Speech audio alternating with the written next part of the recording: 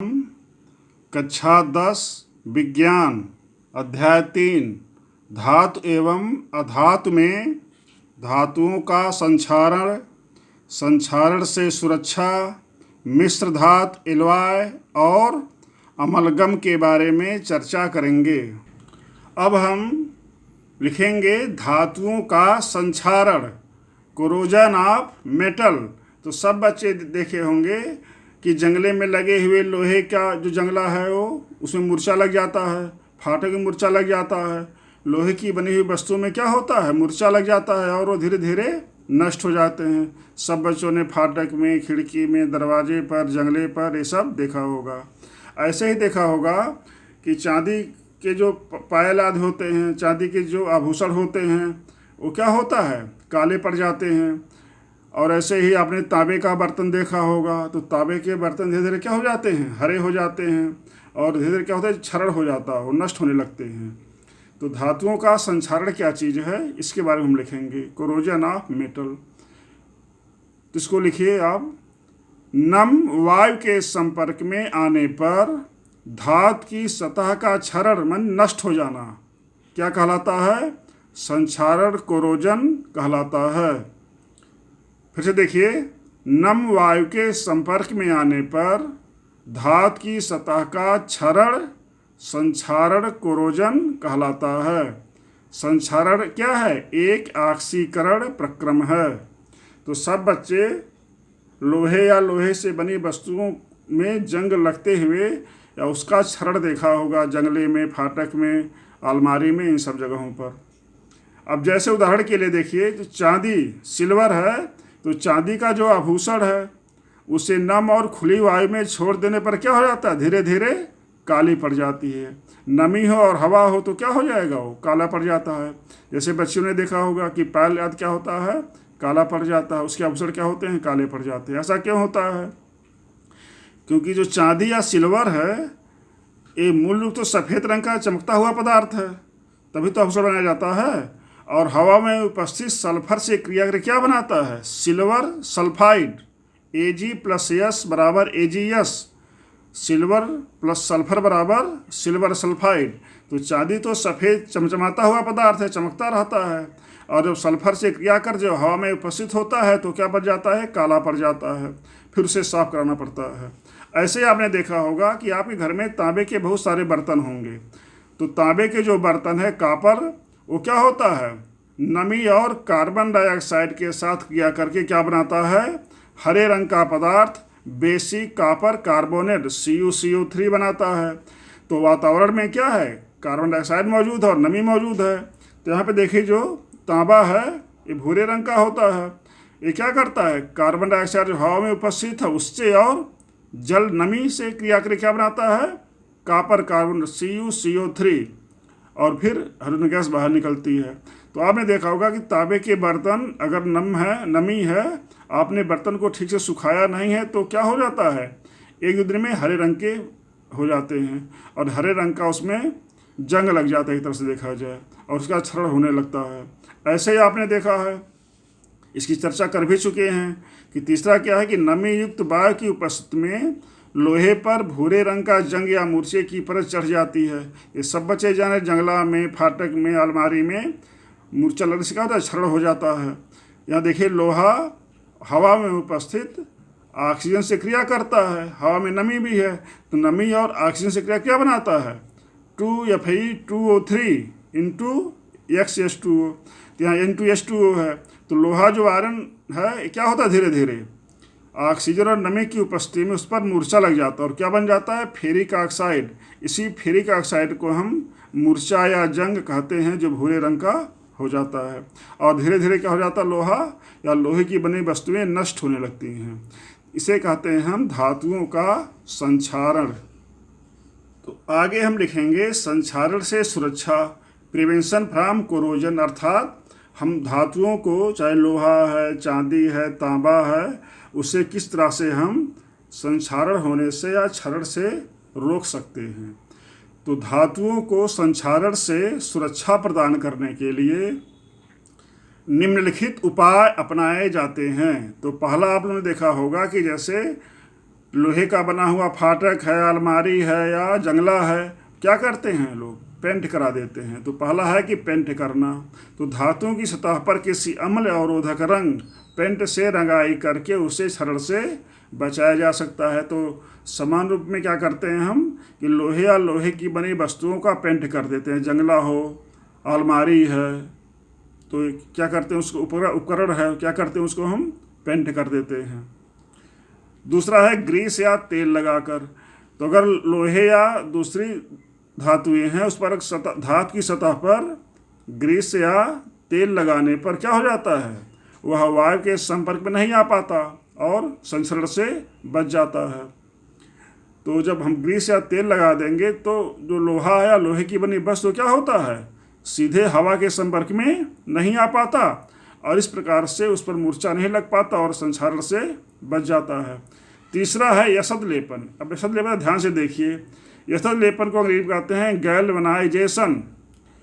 यशद लेपन क्या चीज़ है कि लोहे व इस्पात की बनी वस्तुओं पर क्या करते हैं, जस्ता या जिंक की पतली परत चढ़ाने की प्रक्रिया को हम यशद लेपन, गैल्वनाइजेशन कहते हैं। इसको फिर से ध्यान दीजिए। लोहे या इस्पात की बनी वस्तुओं पर जस्ते जिंक की पतली परत चढ़ाने की प्रक्रिया को यशद लेपन, गैल्वनाइजेशन कहते हैं। अब आगे देखिए कि किताब में लिखा है कि जस्ते की परत नष्ट हो जाने पर भी जहाँ पर हम गैल्वनाइजेशन या यशद लेपन करते हैं वह सुरक्षित रहती है। जो बाहरी परत है अगर वो नष्ट भी हो जाए थोड़ा बहुत तो भी क्या होता है, लोहे पे मूर्छा नहीं लगता। ऐसा क्यों होता है? तो इसका उत्तर किताब में नहीं लिखा है, जो एनसीईआरटी की बुक है, लेकिन अन्य जगह पे ऐसे लिखा है कि जस्ते की परत नष्ट हो जाने पर भी यशद लेपित वस्तु जंग से सुरक्षित रहती है, क्योंकि जस्ते की क्रियाशीलता लोहे से अधिक होती है और वायु लोहे के संपर्क में प्रायः नहीं आ पाता। तो जैसे हवा जब उस वस्तु के संपर्क में आता है जहाँ से कि जस्ता नष्ट हो चुका है, परत नष्ट हो चुकी है, तो आसपास जो जस्ता लगा हुआ है वो क्या करता है, हवा से क्रिया करता है और फिर वो लोहे के संपर्क में वायु नहीं आ पाता, नमी नहीं आ पाती, इसलिए लोहा क्या हो जाता है, जंग लगने से बच जाता है। जैसे देखिए यहाँ पे अगर ये लोहे का बना हुआ पदार्थ है, इसके ऊपर अगर जस्ता की परत चढ़ी हुई है ऐसे, तो मान लीजिए बीच में क्या हो गया, ये थोड़ा कट भी गया, तो यहाँ पे या जस्ते की परत नष्ट हो गई, ये है लोहा और ये है जस्ता। तो अब यहाँ पे क्या होगा, जो नमी या वायु है सीधे लोहे के समझ नहीं आता, यहाँ इस जस्ते से क्रिया करके क्या करता है, जो जस्ता जिंक है, ये है बीच में लोहा, तो आयरन या फई, तो इसी से क्रिया करके बाहर ही रह जाता है और सीधे तौर पर जो वायु या नमी है वो लोहे के संपर्क में नहीं आ पाता और वो वस्तु नष्ट होने से बच जाती। इसलिए कहा जाता है कि यशद लेपित वस्तु पर अगर जस्ते की परत नष्ट भी हो जाए तो क्या हो जाता है, यशद लेपित वस्तु जंग से सुरक्षित रहती है, क्योंकि जस्ते क्रियाशीलता क्या होती है, अधिक होती है। और अभी आप पढ़ेंगे बच्चे लोग अगले साल कि वैद्युत क्या पढ़ेंगे कि वैद्युत सक्रियता श्रेणी। तो वैद्युत सक्रियता श्रेणी में जिंक क्या है, ऊपर है और लोहा उसके नीचे है। तो वैद्युत रासायनिक श्रेणी या वैद्युत सक्रियता श्रेणी में जो धातु ऊपर हैं वो ज़्यादा क्रियाशील होते हैं और जो धातु नीचे क्या होते हैं, कम क्रियाशील होते हैं। तो जस्ता विद्युत रासायनिक श्रेणी में ऊपर है तो ज़्यादा क्रियाशील है और लोहा हवा से क्रिया नहीं कर पाता। इसलिए क्या हो जाता है कि जस्ते से जो लेपित वस्तु है, यशद लेपित वस्तु है, वो नष्ट होने से बच जाती है। भले क्या हो कि जस्ता की परत थोड़ा क्या हो जाए, नष्ट भी हो जाए। तो विद्युत रासायनिक श्रेणी में या इसके बारे में आप लोग कक्षा 10 में विस्तार से पढ़ेंगे। आगे है मिश्र धातु बनाकर, इसे कहते हैं मिश्रात्वन, एल्वाइंग। तो मिश्र धातु क्या चीज़ है, इसके बारे में देखिए कि दो या दो से अधिक धातुओं को गलित अवस्था में पहले एक धातु गला लेंगे, उसमें दूसरी धातु गला कर क्या करेंगे, मिला देंगे। तो उसको ठंडा कर देंगे तो क्या हो जाएगा, मिश्र धातु तैयार हो जाएगा। एक धातु को गला कर, दोनों धातु अलग अलग गला कर उससे आपस में मिलाकर ठंडा कर देंगे तो क्या हो जाएगा, मिश्र धातु बनकर तैयार हो जाएगा। इसे कहते हैं मिश्रात्वन, एल्वाइन। इसकी परिभाषा ऐसे है, दो या दो से अधिक धातुओं के समांगी मिश्रण को मिश्र धातु एल्वाय कहते हैं। दो या दो से अधिक धातुओं के समांगी मिश्रण को मिश्र धातु कहते हैं। दोनों धातुओं को गला करके आपस में ठीक से मिला दिया जाता है और फिर ठंडा कर दिया जाता है। मिश्र धातु की विद्युत चालकता मीन्स इलेक्ट्रिक कंडक्टिविटी एवं गलनांक मेल्टिंग पॉइंट क्या हो जाता है, कम होता है। जो मिश्र धातु या एल्वाय हैं उनकी इलेक्ट्रिक कंडक्टिविटी और गलनांक मेल्टिंग पॉइंट क्या होते हैं, कम होते हैं। इसकी विशेषता ये है। नेक्स्ट है क्रोमियम की परत चढ़ाकर। तो किसी धातु को क्या संक्षारण से सुरक्षित रखने के लिए क्या करते हैं, उसके ऊपर क्रोमियम या टिन की परत चढ़ा देते हैं। लोहे की वस्तु पर टिन या क्रोमियम की पतली परत, यहाँ परत रहेगा, पतली परत, यहाँ भी परत होगा, परत चढ़ाकर उसे संक्षारण से बचा सकते हैं। ये परत है कि क्या कि लोहे की बनी वस्तु पर टिन या क्रोमियम की पतली परत चढ़ाकर उसे संक्षारण से बचा सकते हैं। उस पर क्या करते हैं कि टिन या क्रोमियम की परत चढ़ा देते हैं। आगे है, जब किसी धातु की सतह पर दूसरी धातु की पतली परत विद्युत धारा की सहायता से चढ़ाया जाता है तो उसे इलेक्ट्रोप्लेटिंग या एनोडीकरण कहते हैं। ध्यान दीजिए, एक धातु की सतह पर दूसरी धातु की सतह का लेपन भी कर सकते हैं अथवा एक धातु की सतह पर दूसरी धातु की पतली परत को हम विद्युत धारा प्रवाहित करके भी चढ़ा सकते हैं। और इस प्रकार से एक धातु की परत पर दूसरी धातु की पतली परत को विद्युत धारा की सहायता से चढ़ाना क्या कहलाता है, इलेक्ट्रोप्लेटिंग या एनोडीकरण कहते हैं। आगे है कि अमलगम। अमलगम क्या चीज़ होता है, तो सब बच्चे पढ़ चुके हैं कि पारा एक द्रव धातु है। अर्थ में सब बच्चे पढ़े होंगे कि अर्थ और 9th में कि पारा क्या है, एक द्रव धातु है। तो जब पारा द्रव धातु है तो उसमें दूसरी धातुएं क्या हो सकती हैं, घुल सकती हैं, उसमें मिल सकती, विलयन बना सकती हैं। जैसे पानी में चीनी घुल जाता है, ऐसे पारे में दूसरी धातुएं भी प्रायः घुल जाती हैं। तो किसी धातु का पारे मरकरी के साथ बने मिश्र धातु, जो मिश्र धातु का अगर विलयन है, को अमलगम कहते हैं। या किसी धातु का पारे के साथ बने विलयन को हम अमलगम कहते हैं। अर्थात किस धातु, क्या पारा क्या है, एक द्रव धातु है, लिक्विड मेटल है। इसमें सोना चांदी या धातुएं क्या होती हैं, घुल जाती हैं। इस प्रकार से किसी पारे में या मरकरी में सोना चांदी या धातुओं के घुलने को, उसके विलयन को क्या कहते हैं, हम अमलगम कहते हैं। क्योंकि सोना चांदी भी धातु है और पारा भी धातु है, इस एक प्रकार का क्या हुआ, मिश्र धातु हुआ। अमलगम क्या है, एक मिश्र धातु है। तो किसी धातु का पारे मरकरी के साथ बने मिश्र धातु को अमलगम कहते हैं। जैसे तांबा Cu, चांदी का संकेत क्या है Ag, सोने का संकेत Au, तो कॉपर, सिल्वर, गोल्ड, ये सब हैं क्या होती हैं, ये धातुएं पारे में घुल जाती हैं, मिल जाती हैं। आगे हम कुछ मिश्र धातु और उनके संगठन के बारे में लिखेंगे। तो ऊपर हेडिंग डाल सकते हैं मिश्र धातु और उसका संगठन तथा उपयोग।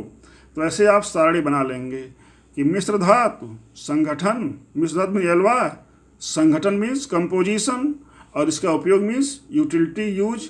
तो जैसे मेन इसमें दिया गया है, बहुत ज़्यादा नहीं है। तो एक ही मिश्र धातु है पीतल। सब बच्चों ने पीतल का बर्तन देखा होगा, पीतल के बने हुए पुर्जा आपने देखा होगा। जो पीतल होता है किसका बना होता है, इसमें तांबा, Cu मीन्स कापर, तांबा, और जिंक मीन्स जस्ता, ये दो चीज़ रहता है। पीतल में कापर और जस्ता मिला होता है। इसका प्रयोग किस काम में करते हैं, बर्तन बनाने में और मशीनों के पुर्जा बनाने में। ऐसे कांसा सब बच्चों ने देखा होगा, ब्रांज, इसमें क्या होता है, कापर होता है, Cu से कापर और Sn से टिन। देखिए यहाँ पे पीतल में तांबा और जिंक जस्ता, कांसे में कापर तांबा और Sn से टिन होता है। इसका प्रयोग किस में करते हैं, बर्तन बनाने में और मूर्तियाँ बनाने में।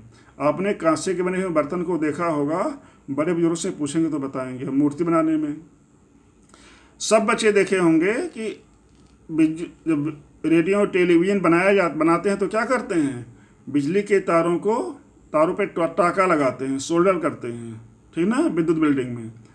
तो बिजली के तार का टाँका लगाने के लिए, बिजली के तार को जोड़ने के लिए क्या करते हैं, टाँका लगाते हैं। तो जो टाँका या सोल्डर है उसमें क्या होता है, पीबी मीन्स लेड, प्लम्बम सीसा और टिन। तो ध्यान दीजिए कि सोल्डर किसका मिश्र धातु है, सीसा, पीबी माने प्लम्बम शीशे का और Sn से टिन का। तो शीशे का और टिन का मिश्र धातु क्या है, टाँका है। तो टाँका या सोल्डर सब बच्चे देखे होंगे, रेडियो टेलीविज़न कंप्यूटर बनाने के लिए तारों को जोड़ने में बिल्डिंग में इसका सोल्डर या टाँके का प्रयोग करते हैं। नेक्स्ट है स्टेनलेस स्टील। आपके घर में स्टील के बर्तन होंगे। तो स्टेनलेस स्टील जो है मुख्य रूप से तो लोहे का होता है, लेकिन उस लोहे में निकिल और क्रोमियम, यानी इसे निकिल और Cr से क्रोमियम मिलाया जाता है और थोड़ी मात्रा में कार्बन भी होता है। तो कार्बन से लोहा क्या होता है, थोड़ा कठोर हो जाता है। और निकिल और क्रोमियम क्या करते हैं, लोहे पर जंग या मूर्छा या स्टेन लगने से रोकते हैं। तो स्टेनलेस स्टील में क्या होता है, लोहा, निकिल, क्रोमियम और थोड़ा सी मात्रा में कार्बन होता है। तो सबसे अधिक लोहा होता है, फिर क्रोमियम होता है, फिर निकिल और फिर कार्बन। इससे क्या बनाते हैं हम, बर्तन। सब बच्चे देखे होंगे, गिलास, थाली, लोटा, ये सब किसके होते हैं, स्टेनलेस स्टील के होते हैं। औजार देखा होगा, चिकित्सा उपकरण, बायोलॉजी में जो या अस्पताल में जितने उपकरण होते हैं, रेजर और दूसरे जो उपकरण होते हैं किसके बने होते हैं, स्टेनलेस स्टील के बने। रेजर, चिमटी जितने भी हैं किसके बने होते हैं, छुरा, सब स्टेनलेस स्टील के बने होते हैं। छुरा, कैंची जितने भी सबके सब क्या होते हैं, स्टेनलेस स्टील के बने होते हैं। आगे हेडिंग डालेंगे हम। हेडिंग क्या डालेंगे, ऐसे लिख लीजिए। आप सब जानते भी हैं जो शुद्ध सोना होता है क्या होता है, 24 कैरेट का होता है। शुद्ध सोना क्या होता है, 24 कैरेट का होता है। लेकिन शुद्ध सोने से आभूषण नहीं बना सकते, क्योंकि वो काफ़ी नर्म और मुलायम होता है। तो क्या करते हैं, इसमें थोड़ी सी मात्रा में चांदी या तांबा मिला दिया जाता है। क्योंकि शुद्ध सोने में चांदी व तांबा मिलाने से क्या हो जाता है, कठोर हो जाता है, थोड़ा कठोर हो जाता है। इसलिए यहाँ लिखेंगे ऐसे कि शुद्ध सोना 24 कैरेट का होता है, जो काफ़ी नर्म होता है। इसमें चांदी या तांबा मिलाकर कठोर बनाया जाता है। अब आपको ये पता करना है कि शुद्ध सोना कितने कैरेट का है। जैसे मान लीजिए 22 कैरेट का सोना है, तो 22 कैरेट अगर सोना है तो उसमें 22 भाग सोना होगा, और 24 में से 22 घटा देंगे तो बचेगा 2 भाग। तो 2 भाग क्या होगा, चांदी होगा या तांबा होगा। तो ध्यान दीजिए, जितने कैरेट का सोना है उस कैरेट के सोने को 24 में से घटा दीजिए। जैसे मान लीजिए 21 कैरेट का सोना है या 20 कैरेट का सोना है। अगर 20 कैरेट का सोना है तो 20 को 24 में से घटा दीजिए, बचा 4। तो 4 भाग चाहे चांदी होगा या तांबा होगा। अर्थात 22 कैरेट सोना अगर है उसमें 22 भाग सोना, 2 भाग चांदी या तांबा होगा। ऐसे अगर 20 कैरेट का सोना है तो 20 भाग सोना होगा और 4 भाग क्या होगा, चांदी या तांबा होगा। तो इस प्रकार से देखिए पता कर सकते हैं आप कि जो आपको आभूषण मिला है वो कितने कैरेट। मान लिया 18 कैरेट का सोना है, अगर 18 कैरेट का सोना है तो 18 भाग सोना होगा, और 24 में से 18 घटाएंगे तो 6 होगा। तो 6 पार्ट क्या होगा, चांदी या तांबा होगा। इस प्रकार से कक्षा 10 विज्ञान अध्याय 3 धातु एवं अधातु नाम का चैप्टर पाठ समाप्त होता है। अगला चैप्टर है अध्याय 4 कार्बन एवं उसके यौगिक। तो अगले वीडियो में। Thank you.